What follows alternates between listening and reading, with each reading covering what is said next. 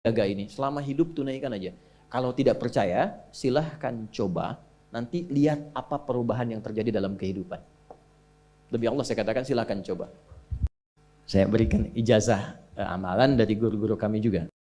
Kalau bisnis, kalau bekerja itu lebih lancar dan dilindungi oleh Allah, ya berkah. Kalau di birokrasi, di kedudukan, di apapun, itu pun diangkat oleh Allah dengan cara yang baik dan terhormat. Ya, karirnya di semua aspek. Satu sholat amalannya. Nah, bukan yang biasa. Bukan yang biasa. Kalau bisa jaga yang 40 rakaat. Yang sering saya sampaikan. 17 rakaat sholat fardu. Sudah? 12 rakaat rawatib. 11 rakaat yang tahajud. Jumlahnya 40. Ya. 17 rakaat sholat fardu. Kalau ini wajib. Kalau wajib standar. Ya. Mau kaya, mau tidak, ya sholat 17 rakaat juga. Mau pintar, mau tidak, 17 rakaat juga. Jelas ya? Rumusnya 24434. Ya, itu ya. Nomor aksesnya. 24434. 2 subuh, 4 zuhur, 4 asar, 3 maghrib, 4 isya. Ya. Jangan sampai miss call. Kalaupun miss call harus khairayyarah. Ya kan? Bukan syar'i yarah. Baik, pasti yang miss call muadzin Allahu akbar khairayyarah. Ya. Baru adzan belum qomat syar'i yarah. Ya? Oke. Teruskan, yang 12 itu hadisnya sahih. Perhatikan baik-baik. Man shalla isnatai asyrata rak'atan fi yaumin wa lailatin. Siapa yang menunaikan salat sunnah 12 rakaat yang mengiringi sholat fardunya siang dan malam. Sudah, arba'an qabla dhuhri, 4 rakaat sebelum zuhur. 4 rakaat sebelum zuhur. Teknisnya bisa langsung 4 atau 2-2. 2, kemudian salam, 2 rakaat lagi, salam. Jelas? Baik. Kemudian arba'an qabla dhuhri, rak'ataini ba'daha, 2 rakaat setelahnya. Setelah zuhur 2 rakaat. 4 tambah 2 berapa? 6. Rak'ataini ba'dal maghrib, 2 rakaat setelah maghrib. 6 tambah 2, 8. Rak'ataini ba'dal isya, 2 rakaat setelah isya. 8 tambah 2, 10. Rak'ataini qabla al-fajri, 2 rakaat sebelum subuh. 12 ya. Nah, jaga yang 12 ini. Jaga yang 12. Kalau sebelum zuhur tidak memungkinkan 4, misal sebelum zuhur. Karena kasusnya bisa berbeda. Ada Ibnu Umar, Abdullah bin Umar radhiyallahu taala anhuma, menemukan kasus berbeda, seperti Anda di kantoran waktu singkat saat Ramadan, kan? Dapatnya cuma mungkin 2. Maka ada hadis dari Nabi sallallahu alaihi wasallam, riwayatnya Ibnu Umar. Qala au kama qala hafidtu an Rasulillah sallallahu alaihi wasallam 10 rakaat. Saya hafal dari Nabi 10 rakaat. Kalau tidak sempat sebelum zuhur 4, boleh 2. Nah, dari Ibnu Umar ini sebelum zuhurnya 2 rakaat. Sebelum zuhurnya berapa? 2 rakaat. Jadi kalau bisa 4, kalau tidak memungkinkan berapa? 2. Orang yang terbiasa 4, lalu karena kondisi tertentu dia mengerjakan 2, tetap dicatatkan oleh malaikat 4 jumlahnya. Dari mana dalilnya? Hadis. Idza maridal abdu aw safar kutiba lahu misla ma kana alaihi muqiman sahiha. Kalau seseorang sakit atau bepergian jauh atau dia sedang punya uzur syar'i seperti 2 hal tadi, dan tak mampu melakukan amalan rutinnya seperti biasa, maka tetap dituliskan pahalanya sempurna seperti rutin dan mukimnya. Contoh, ibu mohon maaf ya bu ya, mohon maaf. Perempuan dalam keadaan suci, sholat subuhnya berapa rakaat? 2, ya 2 kan nggak mungkin 3 kan? Baik ya, 2 rakaat. Sholat qabliyahnya berapa rakaat? 2 rakaat. Baik. Setelah itu baca Quran enggak? Alhamdulillah. Misal 1 halaman, kan? Misal. Ibu kerjakan saat suci. Saat sedang tidak suci, masa haid tiba, sholat tidak? Tidak. Baca Quran tidak? Nah, kalau punya kebiasaan sholat, baca Quran, dan tiba masa haidnya, itu pahalanya tetap dituliskan sesuai kebiasaannya. Harus tahu itu. Makanya manfaatkan, karena kalau sudah tiba masa monofos, sama. Itu Allah tuh memberikan kemuliaan khusus. Makanya bu, kalau ngaji dengan ustadz-ustadz tertentu, bikin kurikulum ngajinya fikih perempuan aja, gak usah jauh-jauh. Fikih perempuan. Keluarkan karena banyak pahala mengalir di dalamnya. Ya. Dan kadang-kadang saya suka bingung kalau bahas fikih rumah tangga itu kenapa yang tegang-tegang gitu. Sekarang fikih parenting sekarang tuh kayaknya menegangkan antara surga neraka aja tuh. Tanggung jawab suami, hati-hati dengan istri. Padahal Qur'annya mengatakan rumah tangga itu penuh dengan permainan yang menyenangkan. Yang ada banyak candanya. Gitu. Coba keluarkan tuh hadis-hadis itu ya. Ibu tahu salah satu istri Nabi ada namanya Sayyidah Saudah binti Zam'ah. Itu sepuh bu. Usianya sekitar 70 tahunan ke atas. Dan beliau, Nabi SAW bangunkan rumahnya, itu kamarnya di samping Sayyidah Aisyah, dekat situ, dekat Raudah. Sepuhnya luar biasa, hobinya bikin makanan, masak.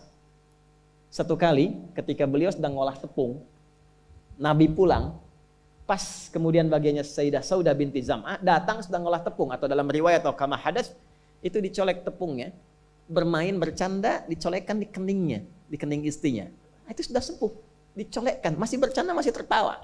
Kalau bahasa kita masih panggil sayang gitu. Ini kapan kakek nenek masih bilang sayang dan canda. Ini penuh dengan demikian ya. Ini yang mau saya kembalikan deh, ya nilai-nilai tadi. Jadi kembali ke sini, Bapak Ibu sekalian, kembali ke sini. Ya urutkan lagi, kita agak cepat masuk ke dalam pembagiannya. Detil pada pembahasan ini, satu salat 40 rakaat. Sudah? Yang fardu sudah dalilnya. Yang rawatib sudah, terakhir yang 11 rakaat yang salat malam. Ya, 11 rakaat yang salat malam. Nah, ini 11 rakaat ini bisa warming up dulu 2 rakaat tanpa baca surat Al-Fatihah saja. Di Allahu Akbar langsung Al-Fatihah, tidak pakai iftitah, tidak pakai surat selain Al-Fatihah. Allahu Akbar, ya, a'udzubillahi minasyaitonirrajim. Bismillahirrahmanirrahim. Alhamdulillahirabbil alamin sampai waladhdallin, selesai amin langsung rukuk. 2 rakaat. Seperti itu namanya khafifatain. 2 salat ringan, warming up untuk persiapan supaya hatinya itu bisa khusyuk, badannya bisa agak anget sebelum memulai tahajud. Barulah kemudian tunaikan 2 rakaat setelah itu, 2 rakaat setelah itu, 2 rakaat setelah itu, ujungnya tutup dengan 1. Ya, itu riwayatnya ada dalam riwayat Abu Daud, nomor hadis 1367 dari Ibnu Abbas radhiyallahu taala anhuma. Ya, juga disampaikan dalam riwayat Ibnu Umar radhiyallahu taala anhuma ketika beliau mengatakan dari Nabi sallallahu alaihi wasallam, "Shalatul laili mathna mathna, fa idza khasya ahadakumul fajra falyutir rak'atan wahidah." Kalau pengen mulai tahajud 2 rakaat dulu. Sampai merasa enak. Dan tolong ingat ya, tolong enggak usah panjang-panjang dulu suratnya. Untuk berlatih 11, mulai dengan 2 dulu. Kalau belum sempat 11, 2 dulu. 2 rakaat aja, tolong mohon jangan paksa tambah 2 rakaat. Itu pun bangunnya jangan terlalu malam. Jangan terlalu awal malam. Subuh jam berapa sekarang? Terjadi perbedaan pendapat. Oke, 4.25 lah ya. Misal 4.21, 4.20 lah. Pas ya. Misal kita ambil tengah-tengah 4.20. Sudah, bangun 4 kurang seperempat. Jam 4 kurang seperempat. Karena hadisnya mengatakan ada persiapan sebelum wudu. Ya. Karena Nabi sallallahu alaihi wasallam adalah kebiasaan Nabi sallallahu alaihi wasallam idza staiqadha min naumihi, kalau bangun dari tidurnya fajalasa, duduk dulu. Duduk. Wa masaha biyadihi min athari naumi, kemudian menghapus bekas ngantuknya. Ya, menghapus jejak ngantuk dengan bagian tangan yang bersih. Itu kan butuh waktu. Ya. 4.15 bangun. Duduk dulu, atur alarm. Ya, alarm mungkin ya 3.15, 3.30, ya, kemudian jam 4 terakhir. Alarm pertama untuk mematikan alarm kedua siap-siap alarm ketiga sadar. Ya, kan begitu kan? Ya. Ya begitu, itu rumusnya. Nanti kalau sudah ayat tahajud, masuk Al-Isra, nanti saya jelaskan. Itu ada isyaratnya di Quran. Bukan isyarat alarm ya, tapi isyarat perjuangan kita untuk bangun. Jadi 4 kurang 15 itu adalah persiapan supaya jam 4 bisa wudu. Ya, begitu jam 4, thumma dhahaba ila shinin mu'allaqah, pergi ke tempat kemudian berwudu, tempat tertutup, wudu, selesai, balik lagi, kan 4.20 adzan kan? Misalnya 4.10 mulai sholat. Kalau 2 rakaat kan nggak lama-lama. 5 menit, witirnya 1 menit, 3 menitnya istighfar, nunggu subuh. Ya, bacanya jangan tinggi-tinggi. Al-Falaq, An-Nas, witirnya Al-Ikhlas. Besoknya Anda sudah bosan 4 rakaat. Ad-duha, al-insyirah, al-falaq, an-nas, al-ikhlas. Besoknya terus sampai bosan tambah 6 rakaat sampai konsisten 11. Jelas? Mulai dengan seperti itu 11 tambah 12, kan berapa? 23 tambah 17, 40. Tolong jaga ini, selama hidup tunaikan aja. Kalau tidak percaya, silahkan coba, nanti lihat apa perubahan yang terjadi dalam kehidupan. Demi Allah saya katakan silahkan coba. Yang kedua Al-Quran. Yang kedua apa? Al-Quran. Kan ada 3 tadi ya? 1, salat. Kedua, Al-Quran. Jangan lewatkan 1 hari tanpa baca Al-Quran. Walaupun hanya 1 ayat. Walaupun hanya 1 ayat. Walaupun keterlaluan sih 1 ayat itu. Ya. Alif Lam Mim. Dah. Pesan Ustaz kan 1 ayat. Nun. Dah. Okay. 1 halaman. Nah, biasanya begini, semakin banyak dibaca, semakin terjadi perubahan yang berbeda. Kalau ingin nguji begini, hari ini baca 1 halaman, besok baca 2 halaman. Nanti lihat perubahan yang terjadi antara hari ini dengan besok. Pasti ada pengaruh.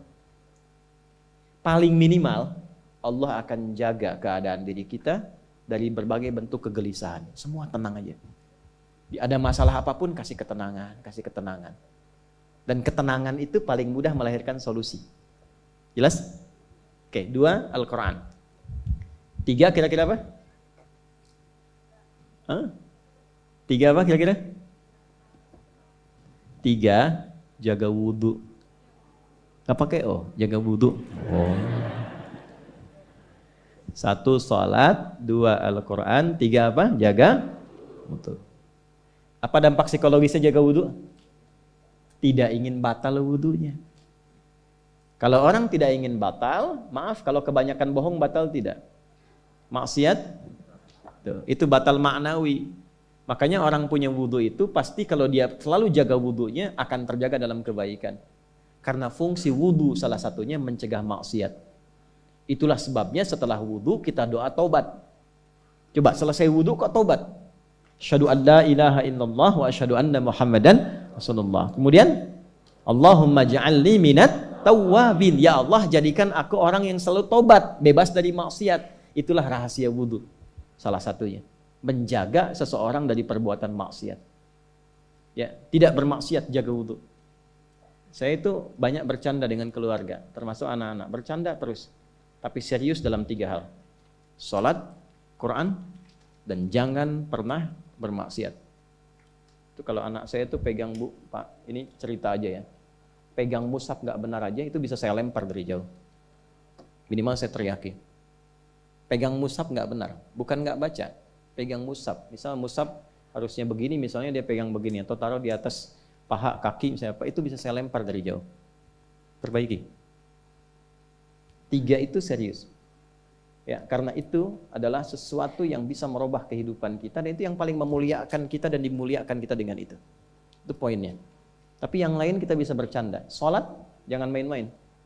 Karena itu inti kebahagiaan hidup kita. Dan maksiat itu yang paling fatal mengantarkan pada kehidupan akhirat yang buruk. Neraka itu kan karena maksiat. Nah, 3 itu ya, tolong jaga, nanti lihat perbedaannya. Silahkan bedakan rasanya, rasakan bedanya dan pasti akan terasa bedanya.